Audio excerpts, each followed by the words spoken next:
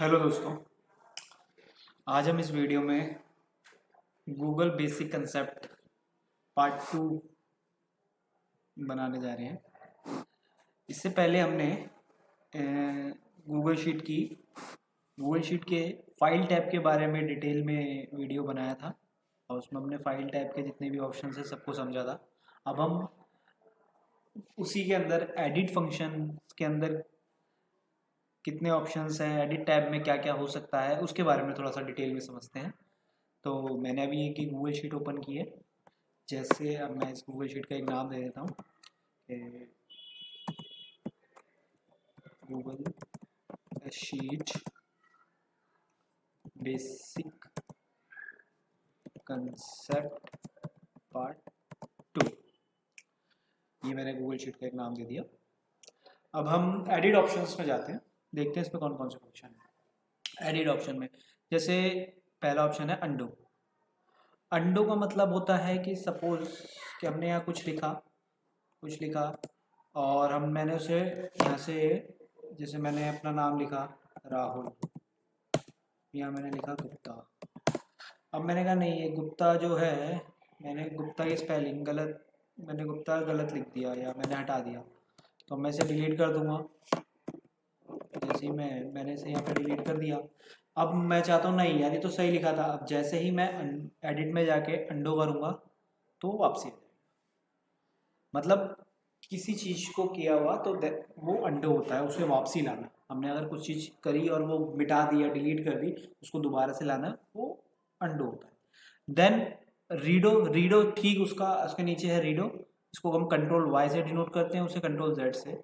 Control Z करेंगे तो वापसी आ जाएगा और कंट्रोल वाई करेंगे तो वैसे ही आ जाएगा। अब जैसे मैं इसमें कंट्रोल वाई कर दूंगा तो जो उसके आगे था वो दिखाएगा, जैसे अभी ब्लैंक। कंट्रोल जेड जो हमने किया है, जैसे हमने कुछ काम किया उसको डिलीट कर दिया, उसे वापसी लाने के लिए हम कंट्रोल जेड करेंगे। लेकिन हम कह रहे हैं नहीं, अब ये गलत ही था, उसको आगे लाने, एक स्टेप पीछे जाने के लिए कंट्रोल जेड, एक स्टेप आगे जाने के लिए कंट्रोल वाई। इन दोनों का मतलब ये होता है कंट्रोल। लोग इसमें बड़े कंफ्यूज होते हैं अंडो और रीडो में। तो बस अंडो और रीडो का मतलब ये, जेड मतलब एक पैर, एक कदम पीछे, और वाई मतलब एक कदम आगे। ओके। कट का मतलब ये होता है कि किसी भी सेल को, अब जैसे मैं यहाँ से, इसकी शॉर्टकट की होती है कंट्रोल एक्स। अब यहाँ से कंट्रोल एक्स करके पेस्ट करूँगा कंट्रोल वी में, तो वहाँ से हट के कट होकर के दूसरी जगह पे पेस्ट करने की कंट्रोल वी होती है। कट कॉपी पेस्ट, ये तीनों एक साथ वैसे काम करते हैं। कॉपी मतलब होता है कि सपोज अब मैंने यहाँ कोई लिखा, मैंने यहाँ पे अपना नाम लिखा, जैसे राहुल, स्पेलिंग गलत हो गई, जैसे मैंने अपना नाम लिखा राहुल। अब मैं इसको यहाँ से कंट्रोल सी कॉपी करता हूँ, एडिट में गया, कॉपी किया और यहाँ लाके एडिट में जाके पेस्ट मार। ओह, इसमें ये दिखा रहा है कंट्रोल पेस्ट। इंस्टॉल के लिए इसमें एक बार लास्ट में दिखाता है, ऑफलाइन के लिए डाउनलोड करने के लिए, बट ये हुआ तो है, क्यों दिखा रहा है कुछ क्वांट एक्सटेंशन इनकॉग्निटो। ओके, मैंने इनकॉग्निट विंडो पे ओपन किया हुआ है, इस वजह से दिक्कत हो रही है। वैसे हम कंट्रोल वी मारेंगे तो ये कंट्रोल कॉपी और पेस्ट हो जाएगा। आपने सिस्टम में करके देखेंगे, एक्चुअली मैंने इनकॉग्निट विंडो पे करा है काम, इसलिए ऐसी प्रॉब्लम फेस करने को मिल रही है। और नहीं तो आप नॉर्मल विंडो में चलाएंगे गूगल क्रोम में तो नहीं होगी। पेस्ट स्पेशल, इसमें हमारे काफ़ी फंक्शंस होते हैं। जैसे हम किसी वैल्यू को पेस्ट करते हैं तो हम उसे वैल्यू में भी पेस्ट कर सकते हैं। अब जैसे मैंने सपोज करें यहाँ पे, यहाँ पे मैंने कोई भी वैल्यू लिखी और उस पर फॉर्मूला लगाया, सपोज सम, मैंने इसका सम लगा दिया, ये सम आ गया। अब मैं इस वैल्यू को कॉपी करके यहाँ पेस्ट करूँगा तो ये मुझे गलत वैल्यू दिखाएगा, जीरो दिखाएगा। क्यों? क्योंकि इसके ये ऊपर का टोटल दिखाने लग गया। बट अगर मैं यहाँ पे जाऊँगा, इसे राइट क्लिक करके भी मैं कॉपी करूँगा और यहाँ जाके पेस्ट स्पेशल में जाऊँगा, पेस्ट में जाके वैल्यू में पेस्ट करूँगा, तो ये फॉर्मूला नहीं लेगा, डायरेक्ट वैल्यू उठाएगा मेरे। तो इससे बेनिफिट ये होता है कि अगर किसी सेल पे फॉर्मूला लगा हो तो उसे सिर्फ वैल्यू में पेस्ट करने के लिए इसकी शॉर्टकट की होती है कंट्रोल शिफ्ट वी। नहीं तो आप वैल्यू में पेस्ट कर सकते हैं डायरेक्ट एडिट टैब में जाके। और सेम फॉर्मेट में करो, सिर्फ फॉर्मेट उसका कॉपी करना हो तो हम सिर्फ फॉर्मेट ऑनली पे कर सकते हैं। Paste all except borders, borders को कॉपी करना हो, पेस्ट करना हो सिर्फ उसके उस सेल के बॉर्डर को बेसिकली। पेस्ट कॉलम विथ कि उसकी सिर्फ विथ को, हमें कॉलम की जो विथ होती है उसको पेस्ट करना हो। पेस्ट फॉर्मूला ओनली, अगर सिर्फ फॉर्मूले को पेस्ट करना हो। पेस्ट डेटा वैलिडेशन, जैसे डेटा वैलिडेशन के बारे में मैं आगे बताऊंगा कि बेसिकली होता है क्या data validation. Data validation list वगैरह बनाते हैं हम, ड्रॉप डाउन जिसे हम कहते हैं कि ड्रॉप डाउन में जाएगा, उसको भी हम कॉपी पेस्ट कर सकते हैं।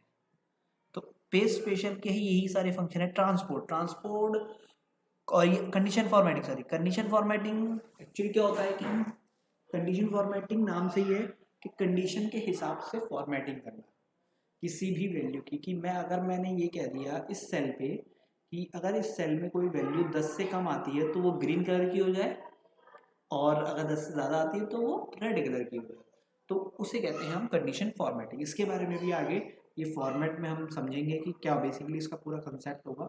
एक इसके ऊपर एक अलग से वीडियो बनाऊंगा जिसमें पूरी कंडीशन फॉर्मेटिंग किस तरीके से हो सकती है वो सब बताऊंगा, ठीक है।